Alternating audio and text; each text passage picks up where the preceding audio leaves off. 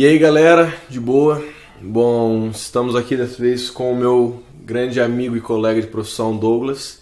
Douglas, se apresenta aí para as pessoas. Bom pessoal, sou o Douglas e eu sou professor também, que nem o Daniel. Sou formado em História, especialista em Filosofia e também mestrando em História. E acho que a gente pode conversar um pouco hoje sobre a questão educacional, né, Daniel? Que você falou que...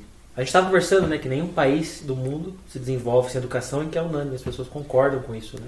A gente conversou, a gente tem um grupo no WhatsApp com várias pessoas que a gente discute sobre política. Nem todo mundo lá pensa da mesma forma, mas a gente discute sobre o que está acontecendo e aí, conversando com o Douglas, a gente resolveu sentar para falar um pouco sobre a educação brasileira. A gente vê muita gente conversando, falando sobre educação, que para mudar o país precisa investir em educação.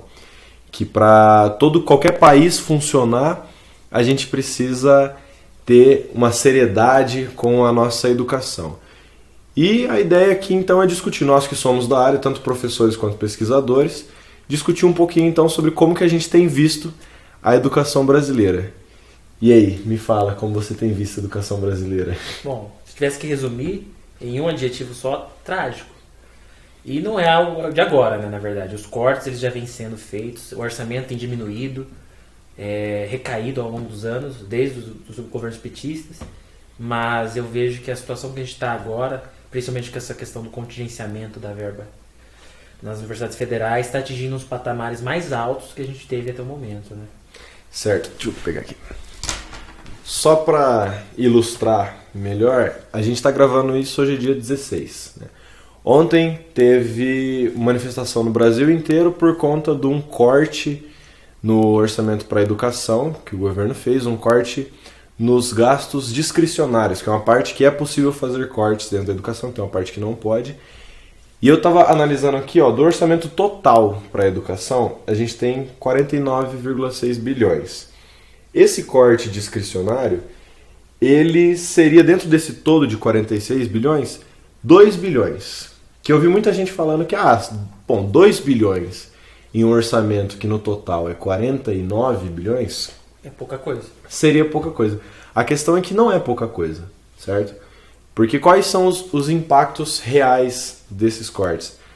As pessoas vão ficar, as escolas que já são instituições que não estão no melhor padrão, né? Já estão, caindo, né? Já não tem recurso, na verdade, para funcionar. Eu não sei. Bom, a gente estudou em universidade estadual, mas não acredito que seja muito diferente a realidade das federais.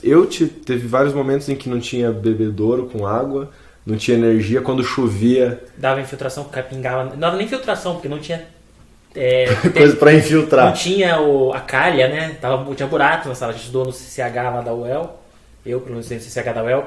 E a sala do terceiro ano, que é um bloco com 4 salas, a sala do terceiro ano, ela tinha um buraco no teto, que era a calha daí, e esse buraco, não tinha a laje, né? Não sei como chama. E aí toda vez que chovia, o meio da sala caía água mesmo, chovia, né? Chovia dentro da sala. Chovia dentro da sala. Ok, isso numa estadual, então, certo? Estadual. No 2014, quando a verba começou a apertar por causa das questões que o governo rixa naquele momento, né? Que a verba estava diminuindo também por causa dessas questões. Chegava a faltar papel higiênico, manutenção do banheiro. Sim. Chegou o momento que as cabines do CCH, que tinham 12 banheiros, né, 12 cabines privadas pelo banheiro, só 4 funcionavam, as 8 estavam interditadas e não tinha dinheiro para fazer manutenção, por exemplo. Sim. Então, isso a gente está falando da situação das estaduais, mas eu não acredito que as federais sejam muito diferentes. Provavelmente não, porque o orçamento delas é da mesma fonte, que é o MEC. Sim. É que o governo do estado ele pode remanejar os recursos de uma outra forma, adicionar mais recursos. Certo. Mas esse recurso vem do Ministério da Educação. A galera fala, não, mas o gasto com funcionários e tudo mais vai continuar a mesma coisa. Só que esse gasto com manutenção é o que vai perder, certo? Esse gasto com manutenção são 6 bilhões. Se você tira 2 bilhões desses 6 bilhões... Quase 30%. Você tira... É 30%, que é o corte. Beleza, você tem funcionário, só que você não tem o lugar para ter aula. Não só a manutenção do lugar, assim, como serviço terceirizado, mas também por conta de água, luz, etc. Tudo isso entra nesse nível, né? Nessas contas. Então, por exemplo, você pode ter o lugar lá, mas você não vai ter luz, você não vai ter água para trabalhar. Imagina um laboratório de pesquisa que está dentro do campus, mas eles não têm energia elétrica para funcionar a geladeira onde estão os patogênicos que eles estão estudando, os colônias de bactérias. Certo. Ou para refrigerar as coisas que eles estão usando nos próprios laboratórios de química. Essa é outra questão. Eu tirei a notícia aqui. Mas essa é outra questão. As pesquisas, certo? A gente é da área de humanas, a nossa pesquisa é basicamente livros, né? Ler bastante, fazer os fechamentos, talvez entrevistas, trabalhar com as fontes e tudo mais. Mas grande parte das pesquisas que são feitas nas universidades dependem de um ambiente tecnológico, digamos assim, né? Que esses cortes vão, com certeza, ferrar com essas pesquisas. E a questão é, se todo mundo diz que investimento em educação é o foco deve ser o foco de um país para ele crescer e tudo mais, eu fico pensando o seguinte: qual é a intenção então desse governo com esses cortes? Porque se todo mundo concorda que é necessário investimento em educação para fazer um país desenvolver, por que o governo corta investimento em educação? Qual será que é o objetivo do governo com esses cortes? Bom, a primeira coisa, acho que a gente tem que ver que tem dois tipos de cortes. Tem um que é corte mesmo, que é na pós-graduação, que é o orçamento da ciência e tecnologia, lá do ministro astronauta, Marcos Pontes. E esse teve um corte mesmo, esse afeta a pesquisa diretamente. Pesquisa, pós-graduação, é da ciência e tecnologia. E aí o do MEC, que é o contingenciamento, né? Ele afeta a estrutura da universidade. Porque, tudo bem, as pesquisas são financiadas por outros ministérios, mas elas acontecem ainda dentro dos parâmetros da universidade. O que a pesquisa faz, na verdade, é pagar o pesquisador. Sim. Os insumos de pesquisas, etc., as coisas que se usa, é o próprio orçamento da universidade que toma conta. Então, por exemplo, a manutenção do laboratório e tal. E isso daí é um problema, porque o governo queria inverter a pirâmide, né? Ele fala que dentro da gente era petista, o que também não é uma mentira muito grande, de certa forma. Teve uma valorização muito grande da universidade do ensino superior durante a era petista, principalmente com programas de financiamento na privada. FIES, ProUni. Mas isso não significa que sacrificou a verba da base. Básico. Mas eu não saberia dizer agora, mas provavelmente o orçamento que o superior toma é maior também, porque você não tem que só ter a manutenção do lugar, você tem que pagar professores que recebem salários maiores, você tem que pagar um ambiente que é muito maior que uma escola, você tem que pagar questões de pesquisa, você tem que pagar insumos, você tem que pagar comida, restaurante, água, luz, de uma coisa que não vai parar nunca. Não é que numa escola que chega à noite, desliga as coisas e no outro dia você vai lá e liga. E começa tudo de novo. Tem coisas na universidade que funcionam 24 horas por dia, 7 dias por semana, 30 dias no mês. E aí ele queria fazer essa inversão na pirâmide. Só que a gente viu que também teve mais quase 950, quase 1 bilhão que foi cortado, né, contingenciado. Eu não sei agora se é contingenciado ou cortado na questão do ensino básico. Então fica um pouco dúbio esse discurso, porque o governo fala que vai investir na base, mas vai lá e... Sim, o argumento inicial era justamente esse. Você teve nos governos petistas muita valorização do ensino superior e tudo mais, então agora vamos inverter e valorizar o ensino básico. Só que você tem corte também no ensino básico. E a pergunta que fica justamente essa, ok, qual é então o objetivo? Esses cortes, ou esses contingenciamentos, por que você acha que o governo faz isso? Com que objetivo? Vendo o ministro que foi na Câmara, né? Primeiro ele foi no Senado semana passada, falar para a Comissão Especial de Educação lá do Senado. E ontem, de novo, ele foi convocado, né, obrigatoriamente, compulsoriamente, aí no Congresso, falar para os deputados sobre isso. A impressão que fica é que isso está sendo feito como moeda de troca para aprovar a reforma da Previdência. Porque quando o ministro vai lá e fala com todas as letras, o dinheiro vai aparecer em setembro quando a reforma for aprovada. Sim, ele fala, dá licença, eu vou segurar aqui, aí a hora que você topar junto comigo, aí eu te devolvo. Né? Então é uma extorsão, né? E eu vejo porque... Primeiro que tem o caso, mesmo a reforma sendo aprovada, a gente discordando se a reforma ou não, se ela vai dar lucro ou não vai, se ela tem que ser feita ou não.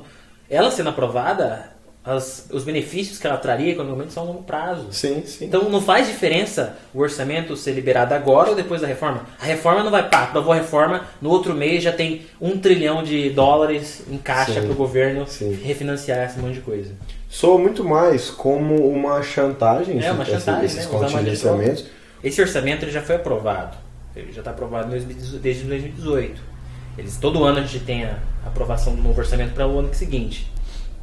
Alguns governos conseguem fazer um orçamento base, X, porcentagem, para tais setores já para o mandato inteiro. Mas no final, o que não muda é que no final do ano sempre tem um Congresso aprovando ou reprovando o orçamento que o governo propõe.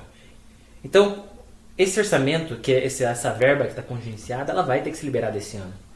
Sim. Ela tem que sair esse ano. A questão é, por que depois, né? voltamos para a questão da chantagem. A real é que essa é a ideia que passa, que esse contingenciamento, a função dele para o governo é simplesmente chantagem para que seja aprovado. Mas e aí, por que isso funcionaria como chantagem? Porque eu vejo da seguinte forma, o governo faz isso para enfraquecer essa revolta que ele tem dentro do ensino público, do superior principalmente. A maioria do ensino superior não quer dizer que é de esquerda, mas visivelmente não apoia as medidas que ele toma. Primeiramente porque ele é um cara do setor que está priorizando o setor privado. Sim. E não ajuda quando ele vai lá para um jornalista desses duvidosos aí que faz blog de esgoto na internet e fala que universidade que faz pesquisa é a Mackenzie lá por causa do grafeno. Porra, desqualifica, pelo menos desqualifica, né, segundo o que você pontuou aí, 95% das pesquisas do país. Na verdade o presidente falou bosta, né? Mais uma vez aí. Porque 95% das pesquisas que são desenvolvidas no país são feitas em universidade pública. Então eu vejo daí tem que ter esses dois motivos. Tem a questão da chantagem para a reforma da Previdência, mas tem uma questão da ideológica, uma briga ideológica das universidades. Ou você está comigo ou você está contra mim, né? Então, está tratando a universidade como inimiga.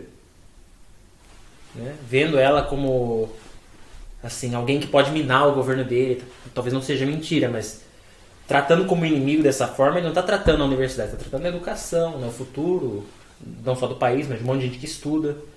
Eu estava vendo, por exemplo, semana passada a gente tinha um anúncio de cortes nas bolsas da CAPES, né, de pós-graduação.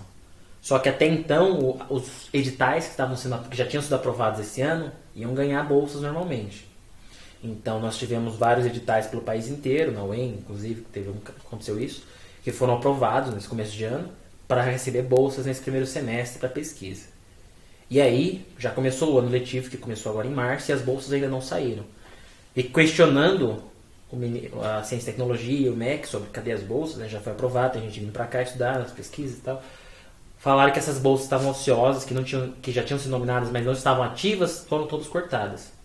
Então teve gente, por exemplo, que mudou de estado para fazer um doutorado na USP, por exemplo, que eu vi notícia, e já estava com tudo lá preparado, morando lá para fazer o doutorado na USP, esperando a bolsa cair para começar a fazer a pesquisa, e a pesquisa não vai cair, não vai cair a bolsa, e ele tem que voltar para onde ele veio. Perdeu a pesquisa. Perdeu o doutorado, né?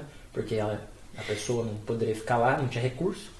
E aí tem essa questão, ele trava essa briga ideológica, mas é uma briga que ele mesmo que criou, né? O próprio governo, você está na cabeça do governo. Cara, é uma briga infantil, eu vejo. É uma ideia infantil, porque, primeiro, que a maior parte das pesquisas que vão ser desenvolvidas nas universidades não são pesquisas de cunho ideológico. Na verdade, são pesquisas, por exemplo, pesquisa em tecnologia.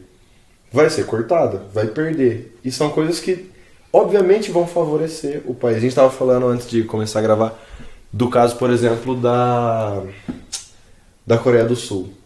Né? Foi um país que investiu pesado em educação e dali para frente teve uma ascendência exponencial. Né? Isso não é uma questão, não, eu não vou investir porque é uma questão ideológica, a pesquisa desenvolvida nessas universidades vai prejudicar o governo. Muito pelo contrário, é burrice. É burrice, porque essas pesquisas que são feitas, elas vão favorecer o governo. O governo é dono das patentes das pesquisas, né?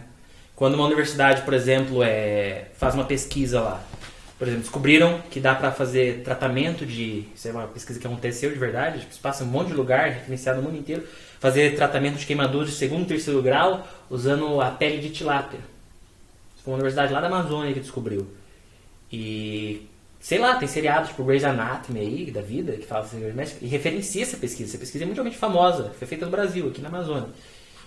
E o dono da patente, né, quando você é feita na universidade pública, fica o governo. Uhum. O governo é dono dessa patente. O cara, o pesquisador, claro, fica com renome. Com renome ali, né, ganha talvez em cima disso, mas quem detém a patente é a universidade, é o governo. Então, as pesquisas na área de humanas, quando, por exemplo, se faz pesquisas para políticas públicas, né, as políticas públicas é algo que o governo usa para fazer as próprias metas de governo, fazer as próprias coisas. Sim, e uma pesquisa bem feita na área de humanas, identificar bem um problema, facilita para que o governo não tenha que ter um monte de gasto inútil. Sim. Certo? Identifica um problema de uma maneira, digamos assim, mais pontual. Você não precisa ficar gastando dinheiro com um monte de verbo, com um monte de coisas que você vai só gastar sem resolver. Não me parece que a preocupação é de fato com o país ou com o desenvolvimento do país ou coisa do gênero. Mas também não me parece que é uma preocupação a curto prazo de uma possível reeleição, porque ele estava cheio de medida impopular. Ontem ele xingou a população que estava se manifestando. Então eu não sei, eu tenho a impressão de que a lei, óbvio, é um governo extremamente despreparado. Mas um governo que inclusive não tem nem claro para ele mesmo o que ele está fazendo lá em cima. Eu costumava trabalhar na filosofia política dando aula com um sentido mais maquiavélico de política. Que até o governante mais estúpido que você já viu, mais despreparado que aparentemente aos olhos do público, aquilo é feito pensado. Os passos dele são jogadas de xadrez. E eu pensava isso do Bolsonaro também. Tinha essa retórica e tal, ufanista, não sei o quê. E eu falava, não se engane, esse cara é muito inteligente. Esse cara sabe o que ele está fazendo, ele sabe o que ele está fazendo. Mas eu vejo, por exemplo, que nesses 6 meses pra cá, né, de janeiro até aqui, eu já fui refutado, entendeu? Porque não é possível, sabe? A racha dentro do governo, por exemplo, é muito grande.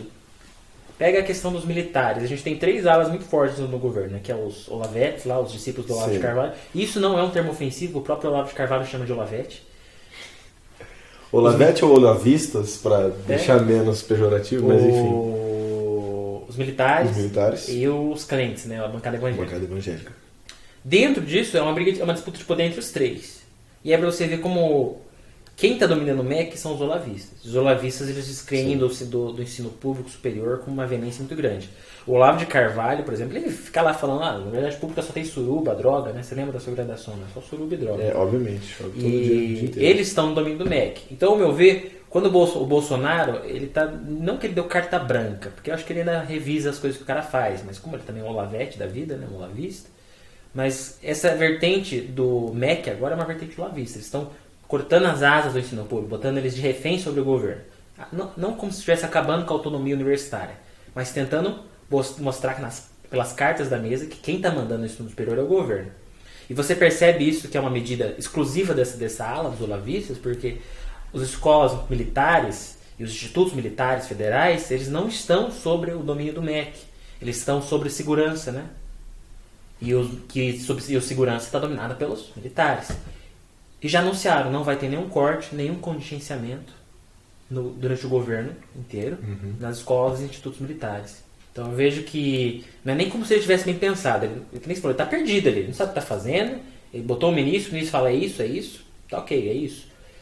E aí fica visível essa racha, principalmente quando a gente compara então a educação que está no controle dos militares e a educação que está no controle do MEC. A questão me parece um tiro no pé, entendeu? Do próprio governo. Para de investir em educação, você não qualifica a sua população, certo?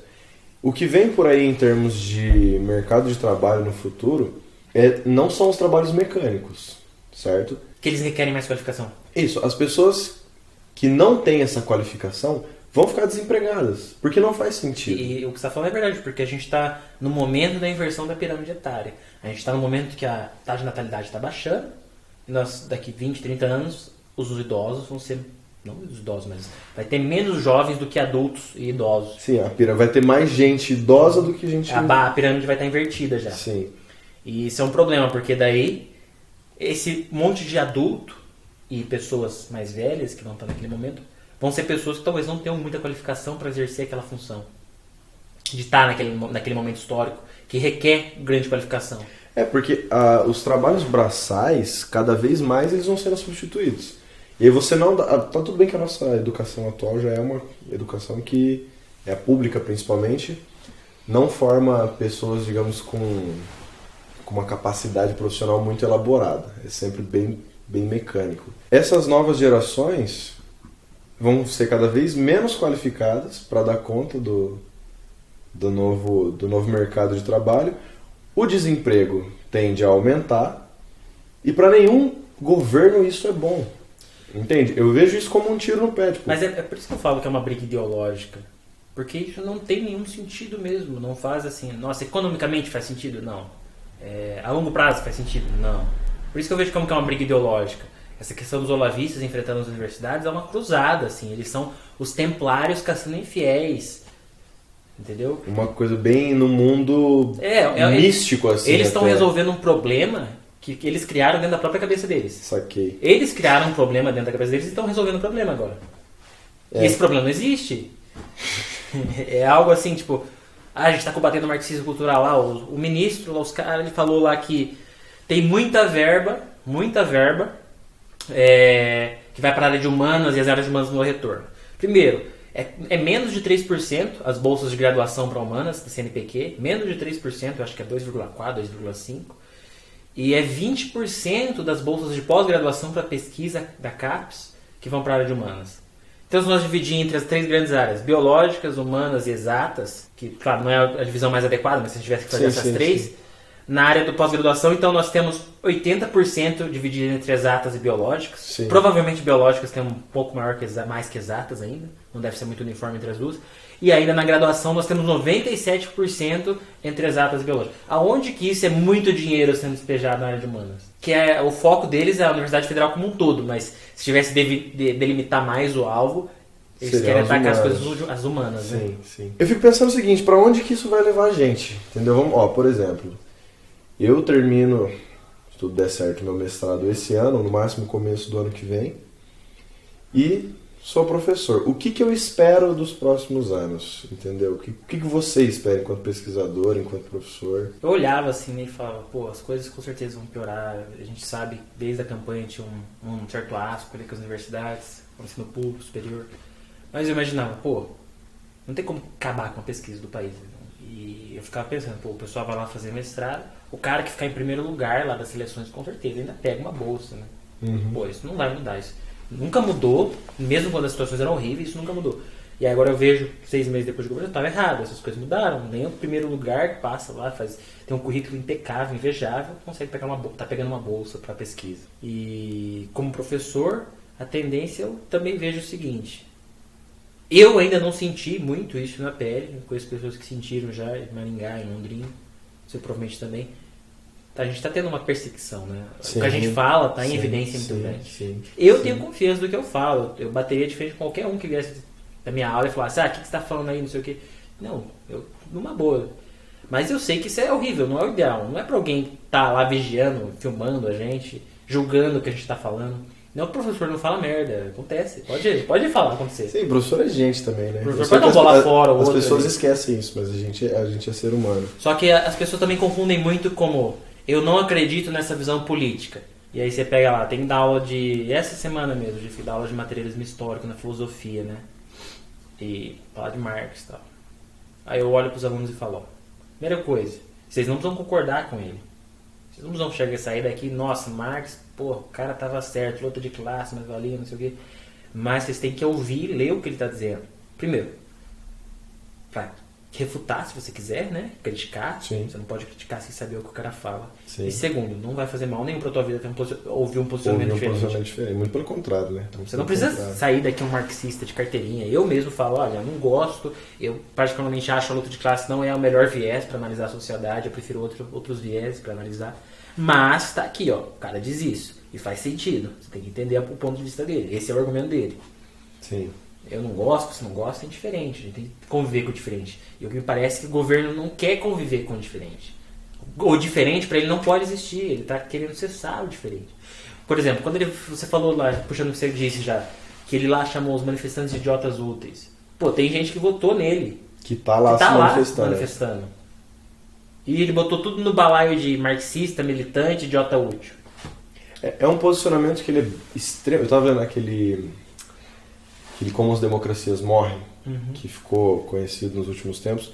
E um dos posicionamentos que o cara levanta de características de um movimento antidemocrático, um dos principais é justamente esse, de você negar qualquer posicionamento que seja contrário ao seu. Não aceitar. É a intolerância com relação ao diferente. E é esse lance. Você está me criticando? Você está me criticando, então você está errado. Não importa que você votou em mim antes, você está errado. É uma confiança muito cega, né? E voltando ao que você estava falando, que isso é ruim para o país, porque o que eu espero da educação, dos professores, os professores que são mais qualificados, eles vão embora do país. Então, não só os professores, não, os pesquisadores também. Os pesquisadores mais qualificados, os professores mais qualificados. Porque o professor, em geral, ele é professor e pesquisador. E pesquisador. Então, quando dá, né? Quando dá. Mas eles vão embora do país. A ideia é, por exemplo, todo mundo vai estar mandando carta, currículo para universidades fora, etc. Conseguindo bolsas de doutorado, pós-doutorado, mestrado indo fora do país. Essa é a meta agora. Então eu imagino que se a situação não inverter, não melhorar, não abrir um canal de diálogo, porque o governo ele não quer diálogo. Ele está muito na canetada. Ele chega lá, esse é o contingenciamento. Mas o ministro não foi, ele não visitou. Que universidade que esse ministro visitou para falar, realmente, dá para cortar esses 30% aqui que paga a conta de água, luz, etc., laboratório? Sim. Ele não visitou nenhuma universidade. Na verdade, nem partiu disso, né? O primeiro posicionamento foi vamos cortar filosofia e sociologia, porque não traz retorno imediato. Isso não podia ser feito. Aí ele quis cortar, então, da UNB. Qual eram as outras? Era o FBA, né? O FBA e mais uma, que eu não vou lembrar. Mas o argumento era... São universidades que causam balbúrdia. Né? E são 3 das melhores universidades do país. Que, inclusive, no ranking que faz de 4 em 4 anos, de 2014 e 2018, eles aumentaram o ranking de ciência deles em 2018 em relação a 2014. Então, a balbúrdia deles, né, subiu eles no ranking nesses últimos 4 anos.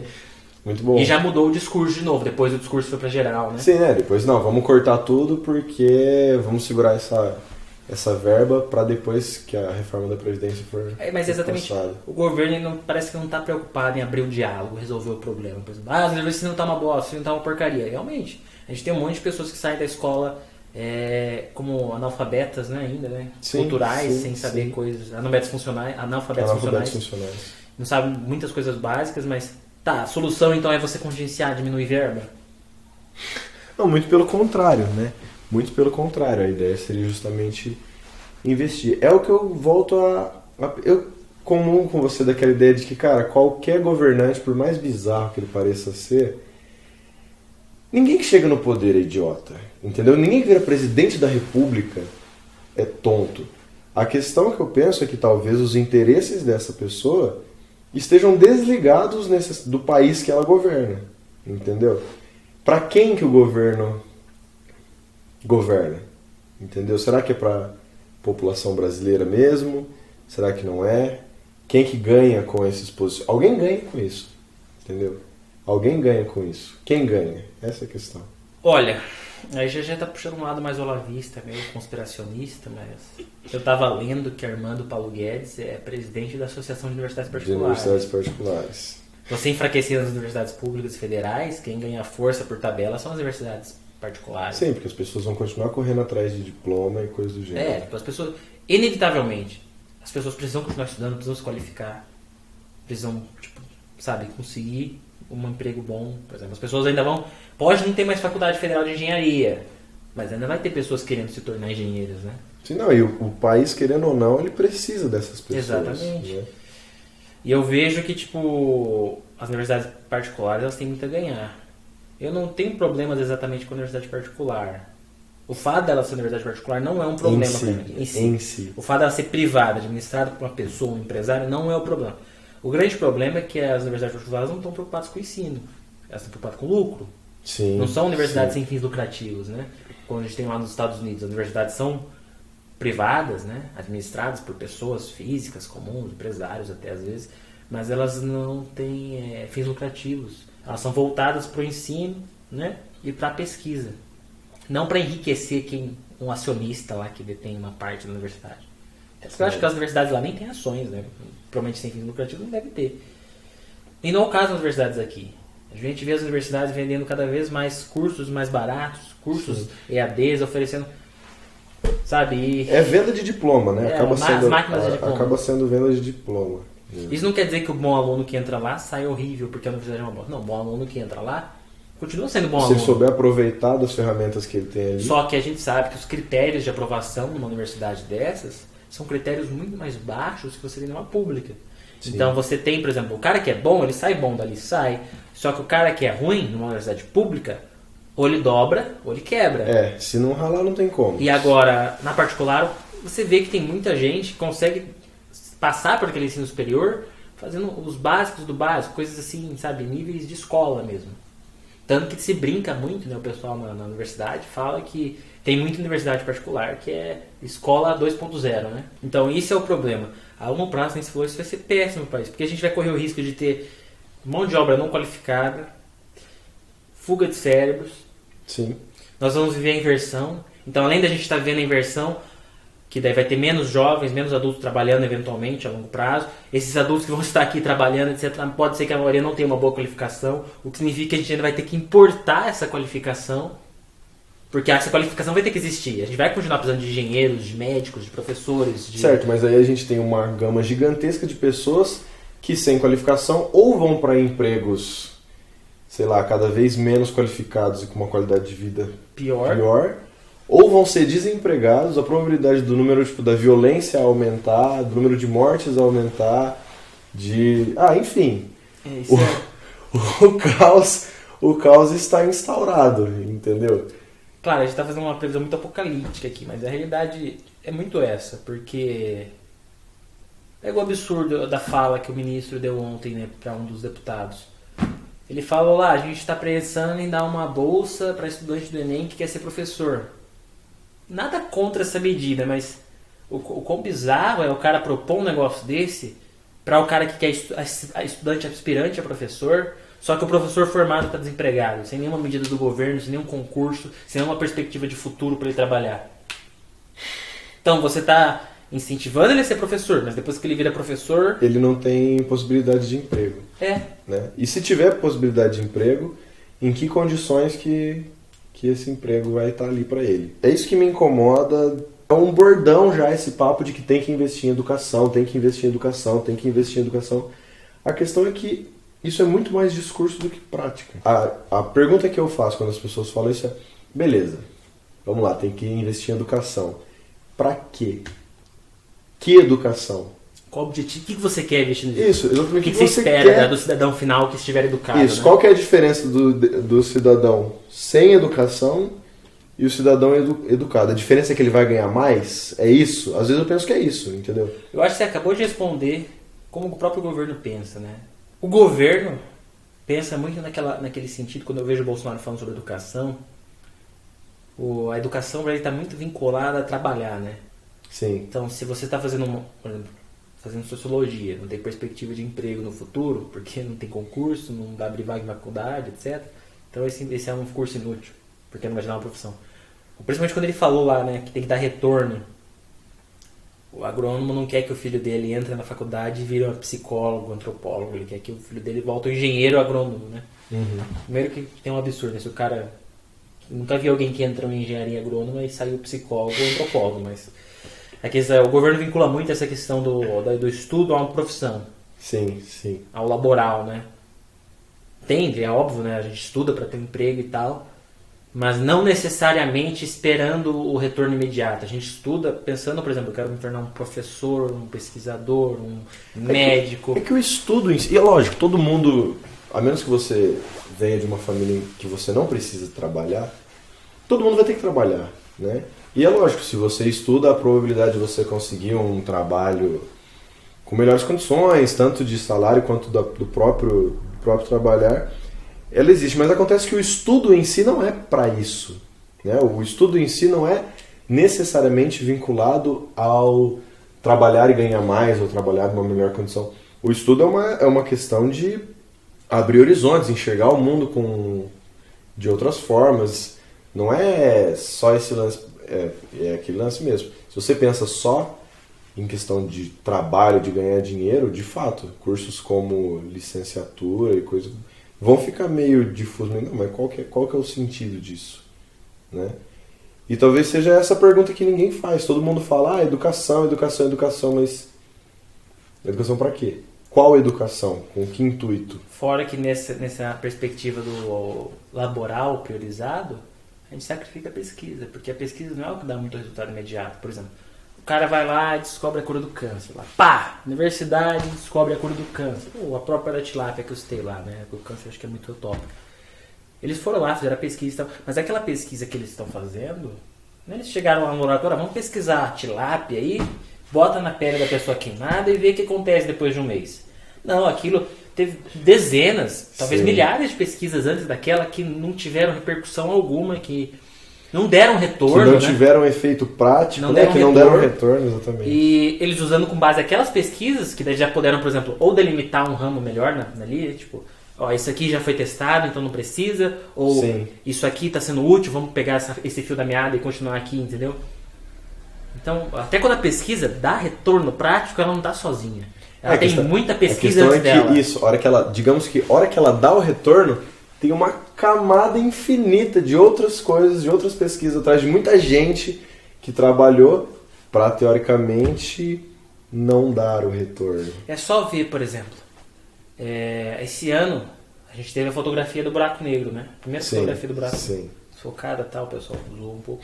Mas enfim. A galera também é foda, né? A galera tirou foto do buraco negro sem ainda quer. Há 100 anos, não, um pouco menos, né? Não, mas, sei lá, um século atrás, um século anterior, criou-se um desenho hipotético do buraco negro usando as notações e as fórmulas do Einstein.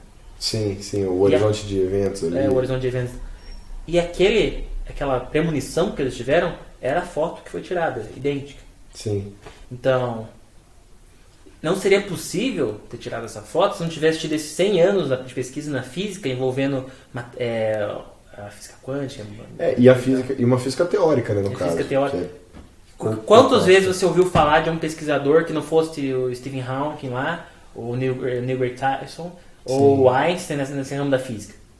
A gente ouve falar deles porque eles são de mais autoridade, né? Mas tem uma porrada de gente. Mas quantas outras pessoas que pesquisam, ganhando Nobel, a gente nunca nem fica sabendo e tal, não tiveram repercussão internacional nenhuma e possibilitaram que se tirasse aquela foto. Fizeram um cálculo necessário para tirar aquela foto, por exemplo. Existe um conceito equivocado a respeito da educação, do que é educação, né? De qual é a função da educação. Às vezes eu penso que um caos, sabe, um momento caótico, sei lá, quase apocalíptico, sirva talvez para dar uma virada na situação, sabe? Uma coisa, não sei, uma catástrofe que depois dela... catártica, né? Que daí a galera fala, talvez a gente tenha que pensar diferente, talvez a gente tenha que elencar melhor as nossas prioridades. Não sei. Mas eu vejo que a gente ainda tem que combater muito a inconsumibilidade, né? Inconsumibilidade. Aqueles caras irredutíveis, né? Aqueles que são conformados por completo, que apoiam toda e qualquer decisão política. E esses são o problema, né? Porque é aí que reside, né, o caos. Porque vai ter o caos, vai ter a desgraça toda acontecendo. Mas ainda vão estar pessoas que vão estar apoiando, sabe? Incondicionalmente as decisões que estão sendo tomadas. Você acha que isso daí é uma coisa do Brasil? E às vezes eu penso que isso é uma imaturidade política do brasileiro. Talvez vinculado muito a esse lance da gente ser competitivo, futebol. E aí eu torço e vou até o fim. Tudo que aquela pessoa falar, eu vou concordar, não vou criticar, eu vou concordar porque aquele é meu herói. É que é difícil admitir que está errado, né? Acho que o grande problema é admitir que está errado. Porque você vai lá, deposita todas as suas fichas naquele cara, aquele cara vai ser herói, e aquele cara não é o seu herói, ele faz o oposto do que você queria. Fere o teu ego ter que admitir, porra, realmente eu errei, aquele cara não está fazendo algo adequado. Então, eu acho que as pessoas não conseguem entender, por exemplo, olha, aconteceu isso, mas pensando nisso, então vamos daqui para frente, vamos repensar. Porque tem a questão de admitir que está errado, né? Acho que é um problema humano.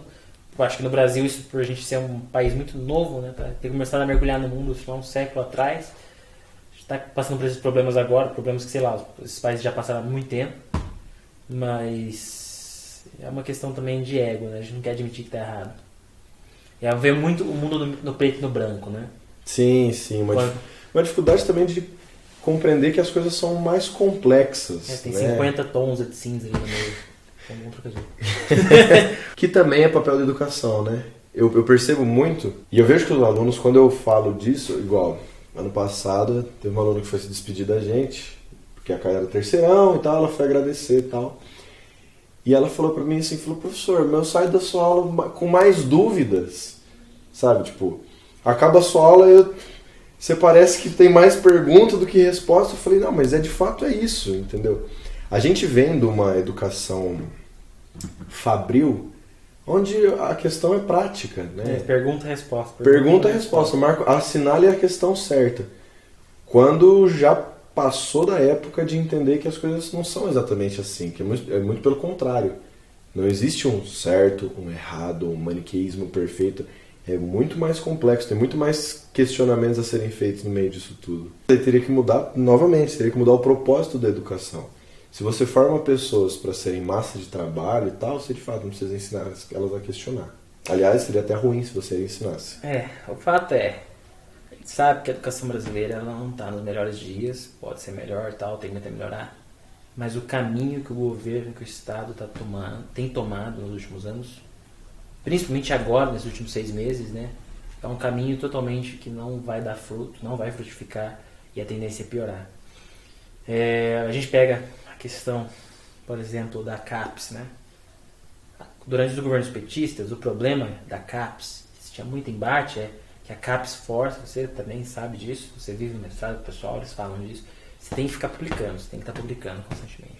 Daí você pega um trabalho lindo, bonito que você fez, pica ele e faz vários trabalhos menores, acaba diminuindo a relevância do teu estudo, que você podia publicar um trabalho único, lindo, magnífico, só que é uma publicação, só que precisa comer.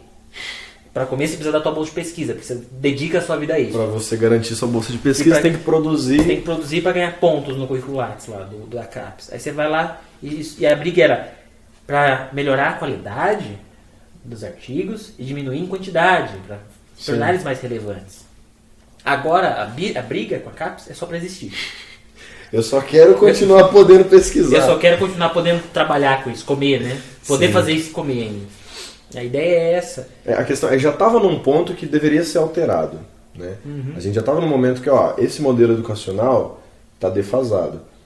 Ao invés de mudar no sentido de investir mais, falando, está defasado, a gente vai investir menos ainda, deixa apodrecer. Foda-se. Né? A depressão que o governo tá ruim, então foda-se, cancela isso aí.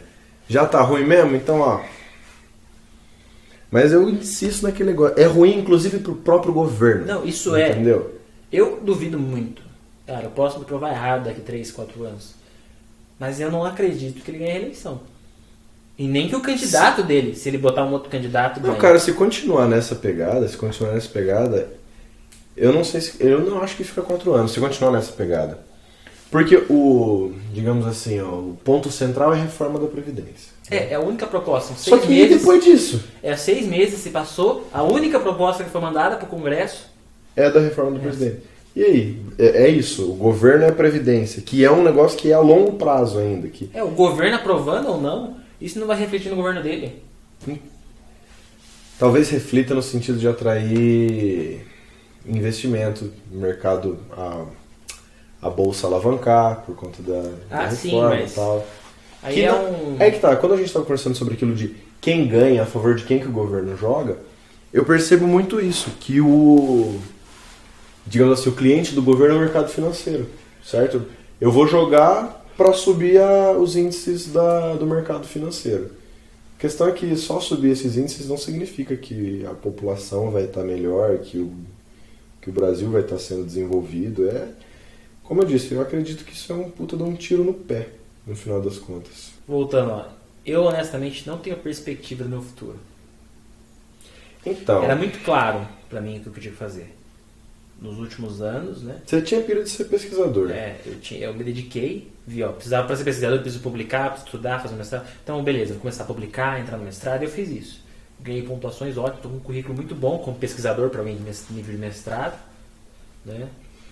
Conseguiria ganhar uma bolsa de pesquisa tranquilamente, se tivesse bolsa de pesquisa. E eu vejo que agora, por exemplo, eu vou defender meu doutorado, minha dissertação, mas... Para que eu vou querer fazer meu mestrado, defender minha dissertação, mas por que eu vou querer fazer um doutorado? Desanima, né? Sabe? Desanima. Eu vou ter um gasto muito grande, um gasto da psique também, né? Descansa, é desgastante. O psicológico vai pro saco, né, cara? 4 anos um doutorado, 4 anos em volta de uma pesquisa, de leituras pesadas, estressando, gastando dinheiro solitário, né? Porque pesquisa é solitário, né, cara? Eu vou ter que gastar dinheiro do meu próprio bolso para investir na pesquisa, para viajar para os arquivos que eu quisesse ver, etc. Sim. E por quê, sabe? A perspectiva é que eu não tenho perspectiva. Eu tenho uma perspectiva geral do que eu acho que vai acontecer. O que eu acho que vai acontecer é nossos professores mais qualificados, pesquisadores, vão ser sugados para outros lugares. Vão ser embora para outros países. Isso já tem acontecido. Sim. Isso já acontece, não é de hoje, né? Mas então, o que vai sobrar aqui vão ser professores menos qualificados. Não como se fosse ruim, mas aqueles que não tiveram a oportunidade de se qualificar a tempo, antes de ter o desmonte, e vão trabalhar com isso no base, as faculdades que sobrar e tal. Mas que ainda assim não vai ser um serviço que poderia ser, porque eles não vão estar se qualificando, né? Não ter aquele... Por exemplo, porque se o governo quer investir na educação, por que ele não bota um plano carreira para o docente? Nossa. Por exemplo, quando o docente pode continuar se qualificando, trabalhando, tem valorização salarial. Que governo, por exemplo, que não institui, não propõe pagar um piso nacional, propõe pagar um piso nacional dos professores, mas não cobra dos estados esse piso nacional. Pô, você vai lá em Santa Catarina, o quê? 2 conto, 40 horas, não é? Não sei dizer. Pô, 40 horas, cara, R$2.000 é muito pouco. Ah, mas tem, sei lá, o meu pai trabalha lá de servente e ganha 1.100 conto por 8 horas diárias. Sim, mas você tá falando da questão do professor, né? Que é um trabalho já de mão de obra qualificada. E que teoricamente era para ser um dos trabalhos mais valorizados, né? Porque, querendo ou não, um professor qualificado, ele forma um número de pessoas qualificadas muito grande. Por mais que as pessoas não sigam a mesma área que o professor, você tem um puta... Todo mundo tem na cabeça um puta de um professor que fez diferença na sua formação. Se você tem um monte de professor que faz diferença na sua formação, enfim, todo mundo está cansado de saber que investimento em professor era para ser algo fundamental, né? Não é uma... É o que a gente falou agora há pouco, né? Para dar uma bolsa para aspirante a professor, mas o professor formado não tem nada, não tem perspectiva de futuro. Enfim, papo animado? Deixou bastante, né? bem animado. Mas é isso aí.